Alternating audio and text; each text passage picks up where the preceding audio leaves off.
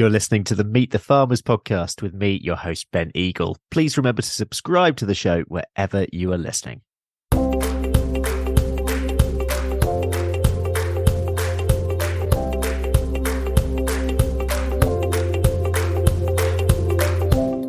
Hello, everyone. Welcome to episode 184 of the Meet the Farmers podcast with me, Ben Eagle. Today, we're in Lincolnshire. I'm speaking to Jen Braithwaite. She's one half of JB Farming Life. You can check them out on YouTube or on Eat Farm Now. James is the other half, but we've got Jen with us today. Jen and James farm arable crops and have some holiday lets as a diversification on their farm.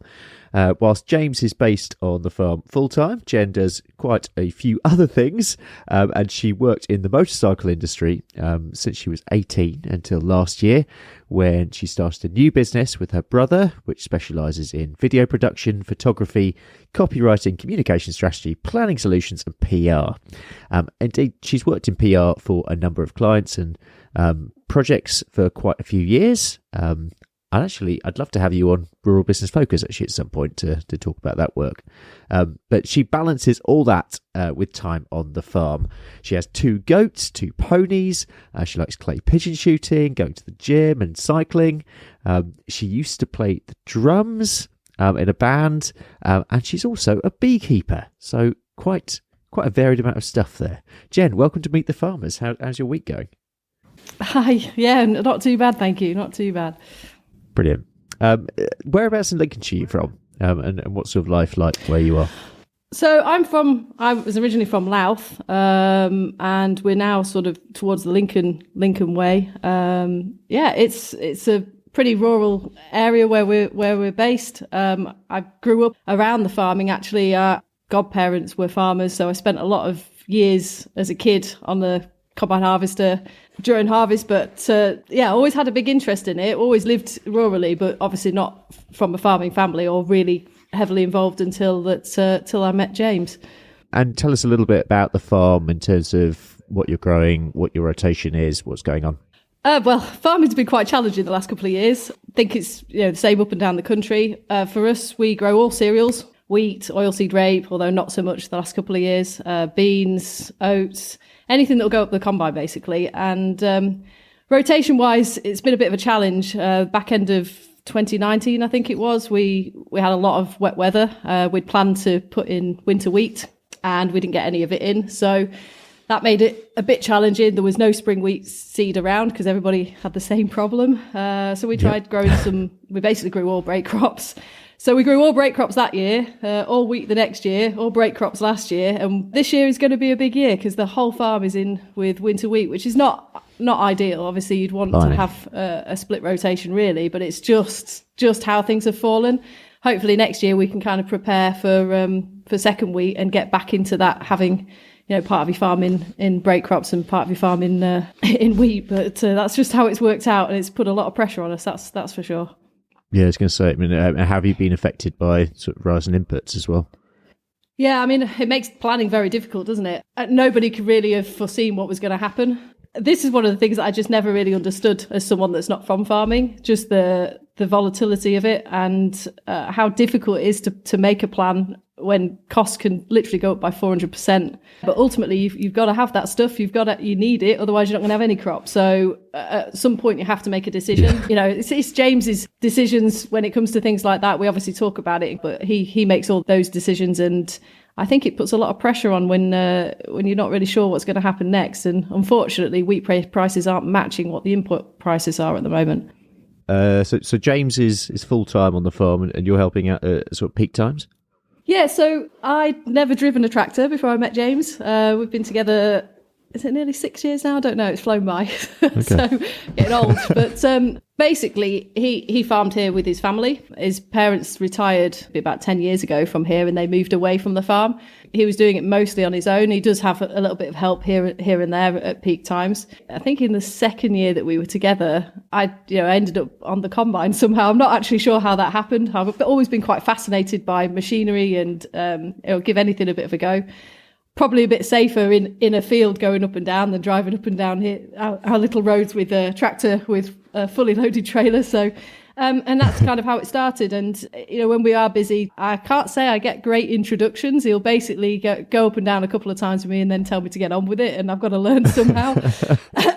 But so far I've not managed. I can say that I've only had one little tiny incident, and I've not managed to break anything. So I'm always trying to be really conscientious. And I might impressive. it's like the hare and the tortoise, I'll just try and take it steady and do it at my own pace. But slowly but surely, I am kind of getting there with bits and pieces. So, power harrowing or pressing or bits and pieces like that, I can jump on. And obviously those jobs take a long time, and we have to do them pretty much every year, depending on what we're growing, etc. So I try and step in and help wherever I can.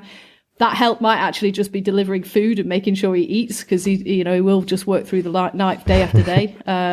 Or it can be at harvest, obviously try and drive I drive the combine as much as possible. So especially wheat harvest, because he's up and down hopefully we'll be up and down with the trailer quite a lot. Let's hope so. Let's hope for a nice dry summer next year. But anyway, we'll see what we get. So you said you've been together 6 years. How did you meet? We kind of come across each other quite a long time ago. I can't really remember, but we actually met at a motocross track. Okay. It's a bit of a strange one. So I rode motocross. That was one of my hobbies. And I was out riding one day at a track not far from here. And I'd actually gone on my own, which is really unusual. I normally, go with some of my friends, and there's, with quite a few of us together. And I'd gone that day on my own, and it'd been an open track day, which means you could basically ride and ride and ride. It's not split into sessions. So I was kind of done by about 1 or 2 o'clock. And it might sound really cheesy this now. He basically, he'd come to have a look. So he rode motocross, but he wasn't riding that day, and he'd just come to have a bit of a look with his dog. And I was in the back of my van getting changed, and I had my little dog with me. And his little dog, he was sort of walking past, looking the opposite way. And I was sort of I'm not saying half dressed, but I had you sort of wear they're not long johns, but you kind of put bits and pieces under your protective gear. I was sort of semi-half dressed, and my dog was trying to go and say hello to his dog. And I remember thinking to myself, wish this bloke would just hurry up and walk past. Anyway, he turned around and I recognised him. And I was like, oh, hi. So he came over and bought me a cup of tea, and it was a really sunny day, and we sat on the grass chatting and just never stopped chatting. He invited me. I think the choice was either to go to Burley Horse Trials or go motocrossing the following weekend, and that's it. It's quite amazing, really. I think you just never know when that moment's going to happen, and so our dogs are the best of friends, and so we ended up getting married. Good thing. So yeah. And did you have any experience of farming before that at all? And I'm interested in your sort of perception before, and or maybe when you first met, and then how that's changed.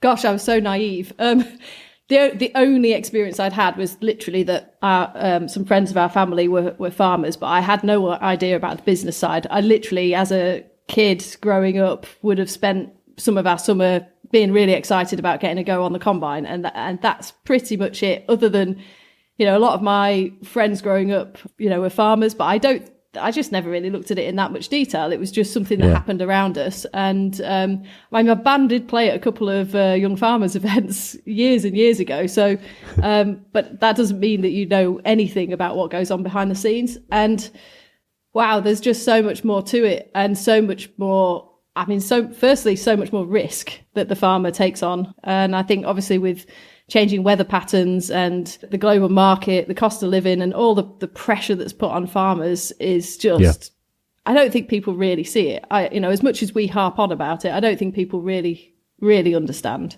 The long hours, I think everybody knows that farmers work long hours, but maybe not to the intensity that it can be at certain times of the year. And just the amount of things they need to know. They need to know how to fix stuff. They need to know how to operate all these different machines. They need to do health and safety. They need to do their red tractor. They need to do their own accounts. They need to know what's going on in the world to be able to figure out when to sell your wheat, when to buy your inputs. It's actually mind blowing. And I think that coming into it, I was definitely completely naive, and just how little let up there is in being able to manage those situations. And I'm sure it's different for every farm.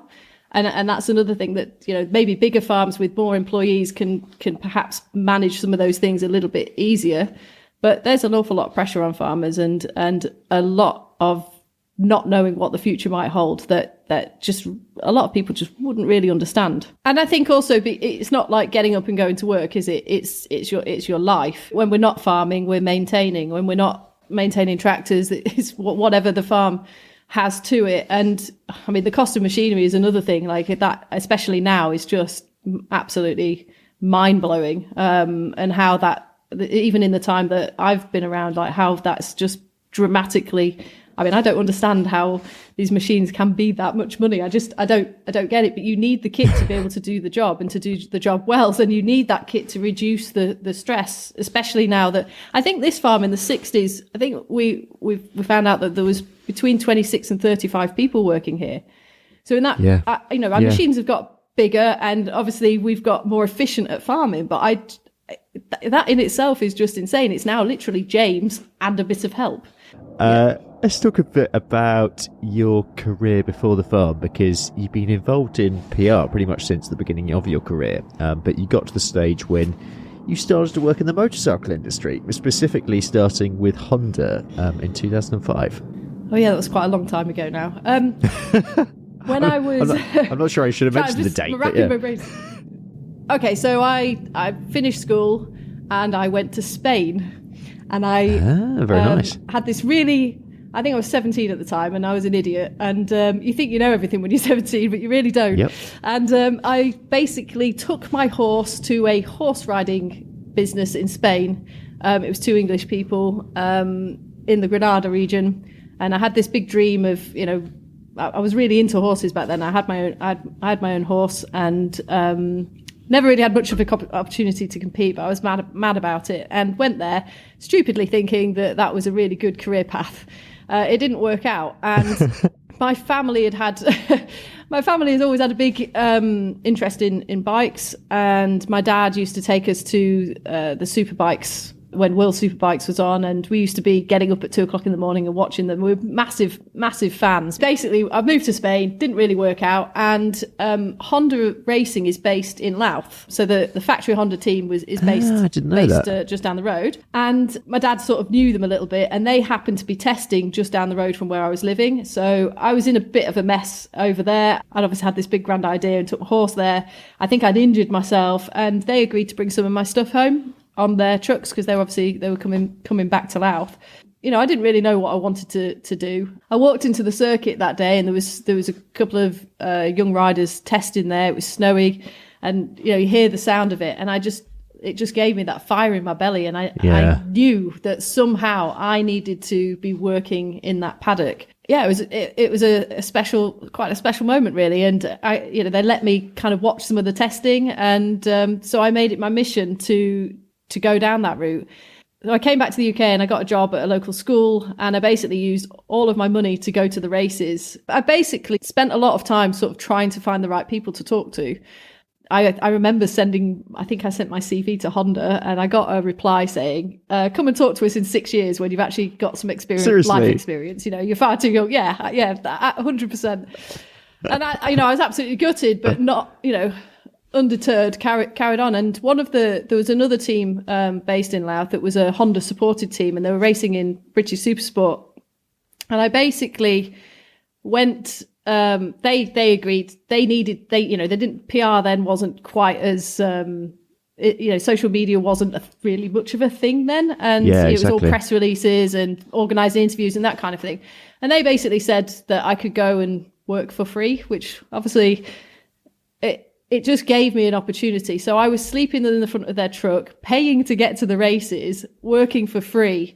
And I learned how to write a press release. They did have a PR person in place who would, write over everything in red pen.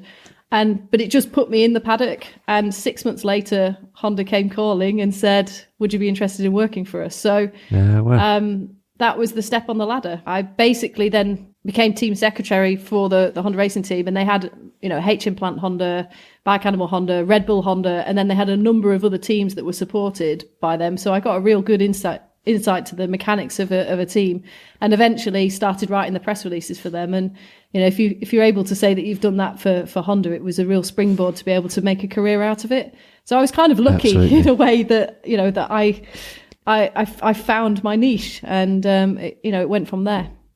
Yeah, and you didn't look back. I mean, you were with KTM for 8 years. So I worked for Honda for a couple of years, and then MotoGP is obviously the Formula One of the bike world. And sort of a friend of a friend had kind of seen what I was doing, and they were looking for younger people to come in, and he approached me. Well, I think I actually emailed him. He was the press officer for the factory Kawasaki team at the time in MotoGP, and okay.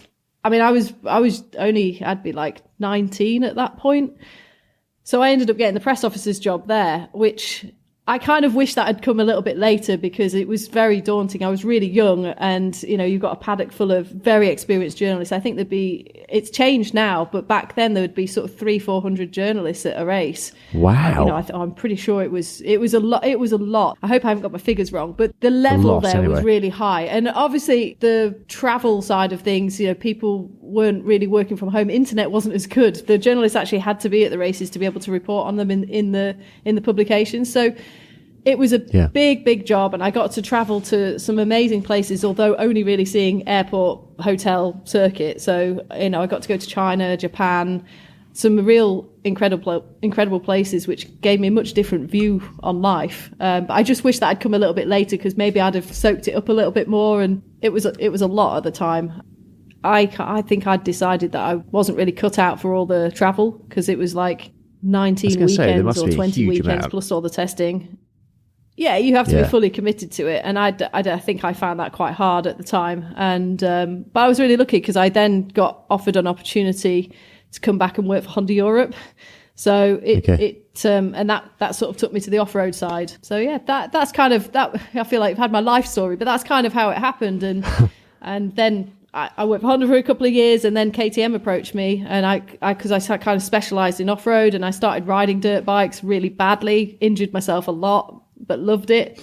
And then ended up working for KTM, which obviously is now the biggest European motorcycle manufacturer. And, they're making big waves in MotoGP and elsewhere.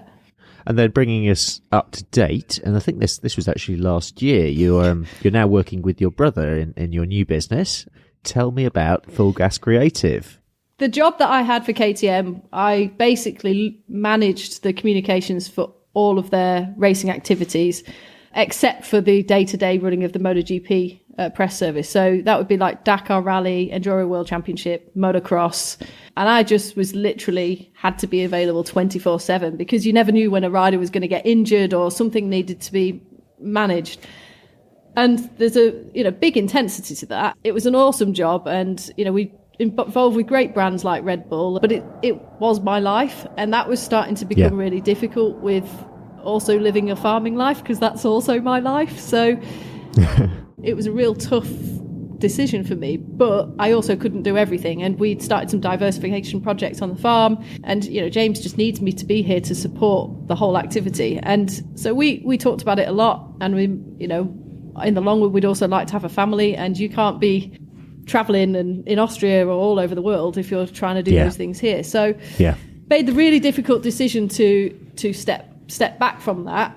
And my brother and I, we had actually, even in the past, done a bit of freelance stuff together while I was working, I think, for Kawasaki and bits and pieces. And he'd gone off and worked for a couple of quite well-known publishers. And we'd always had this kind of dream of working together.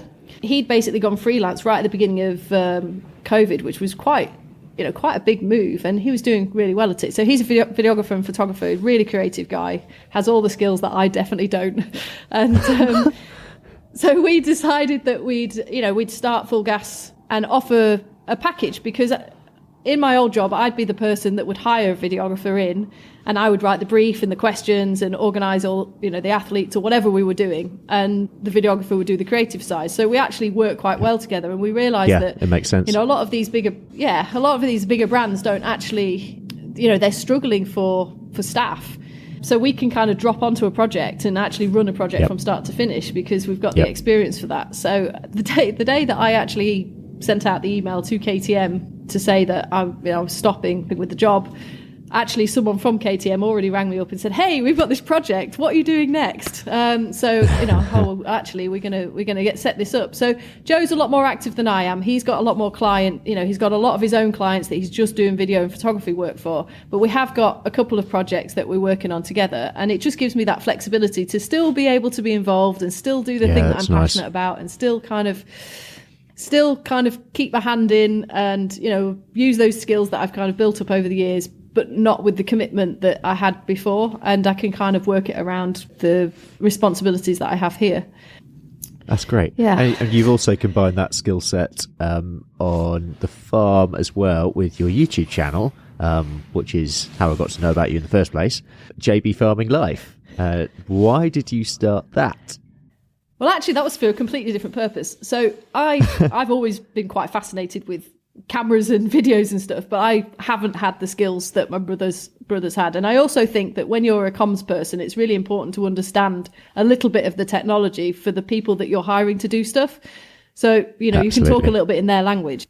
I used to do a little bit when I worked for Honda and a bit of video editing and really basic stuff. And one of my kind of hobbies, I wanted to kind of improve that a little bit. And obviously here we've got a great topic, is to talk about farming. So my reason for starting the YouTube, which obviously, it comes in fits and starts when I actually have time to create content, was to keep a little bit of a diary of what we're doing here.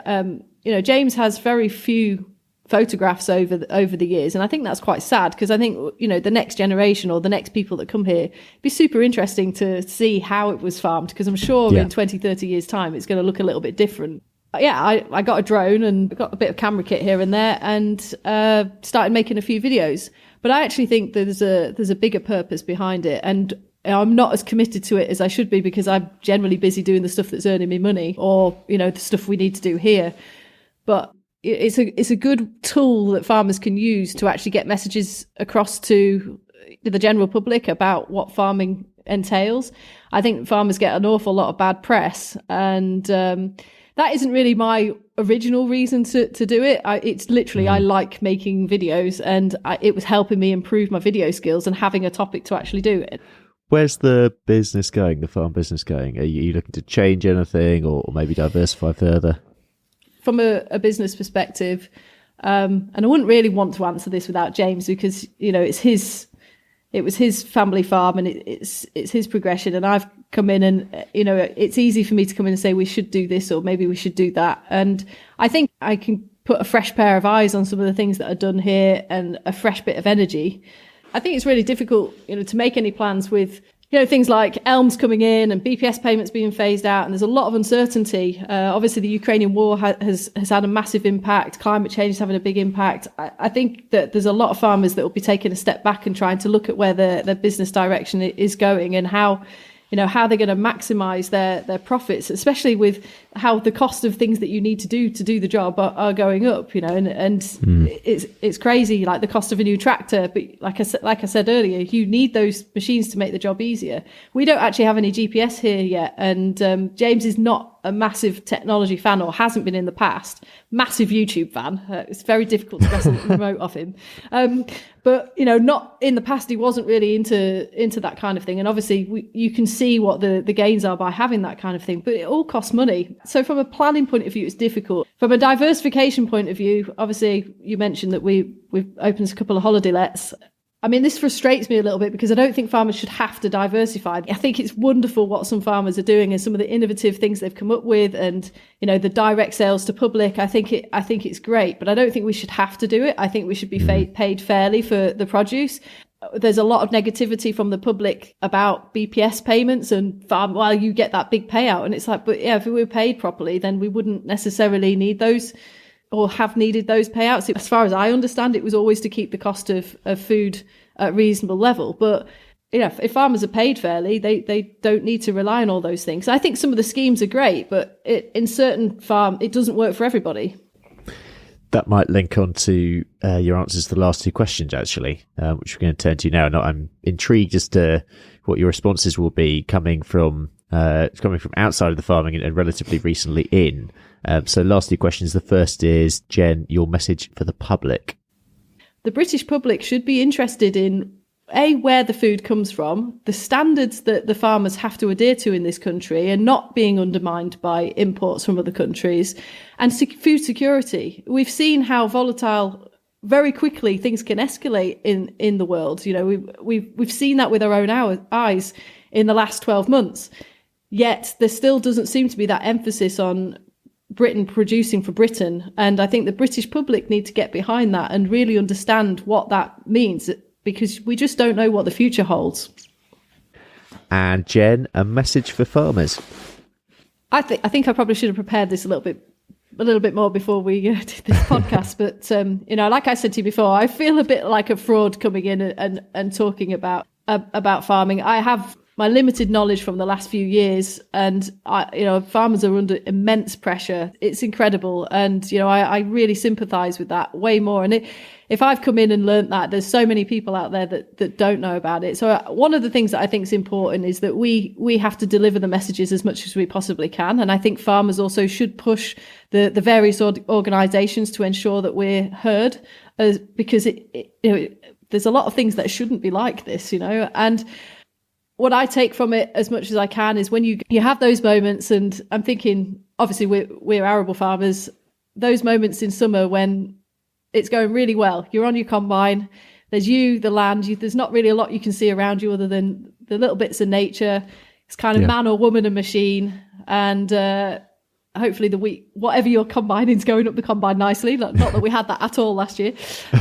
And obviously for me and James, we're a team, so those bits are the bits that I really take from this, and I really take a moment to enjoy, because I don't know, it's just super special. You know, we're only, what do they say, guardians of the land for a certain period of time, and I think that we have to do everything that we possibly can to maintain that and to future-proof that, whilst also fighting back to make sure that people understand the responsibilities that farmers have and, you know, what we're trying to achieve here. And finally, a recommendation for a blog, podcast, or maybe YouTube channel or social media account to follow, and that can be farming or non-farming, up to you. So I obviously you did mention this before. I came on this podcast, and I've been racking my brains because we consume so much content, and there's so many obvious accounts in farming that everybody knows about. We watch a lot of what goes on abroad, you know, with in Canada and America, and one of my biggest regrets is getting internet here and showing James how to use YouTube some nights when I might just want to actually watch a bit of normal television.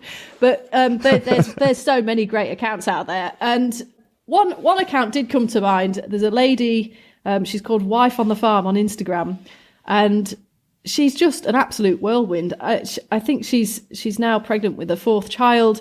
They've done a huge diversification on their farm. They run a cafe. They have a milk round.